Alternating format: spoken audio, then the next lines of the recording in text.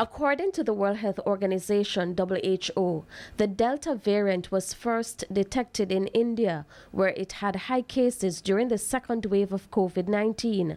Last week, the WHO said it had been detected in at least 92 countries. But why is this COVID-19 variant so contagious?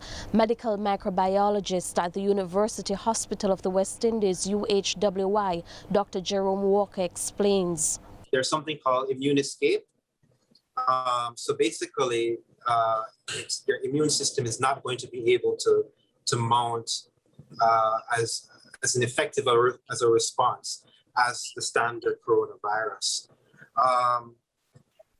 In addition to that, there is some of the studies show that there is a increased growth rate, right? So it's able to replicate a lot faster, right?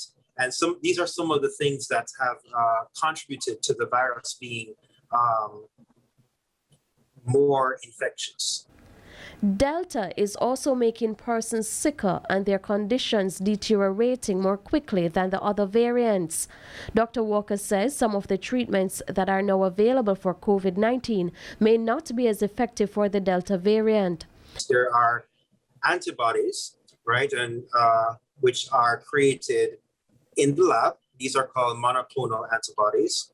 And then you have antibodies which are actually created in people and are donated to other individuals. And they have found that convalescent plasma in these persons who have Delta variant infections and require treatment with convalescent plasma, the effect is often reduced.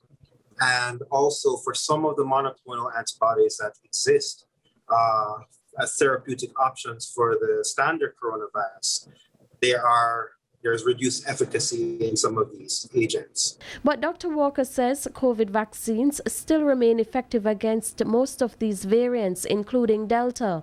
He calls on Jamaicans to get vaccinated. The larger percentage of our population that is vaccinated, the quicker our country would be able to move on and carry out somewhat more of a normal life in the pandemic.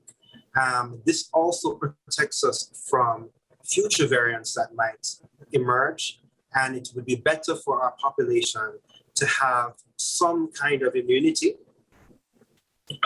against the threat of, variations that might be even more concerning than the ones that currently exist. Meanwhile, Dr. Walker says Jamaicans should continue to be vigilant by observing the COVID containment measures.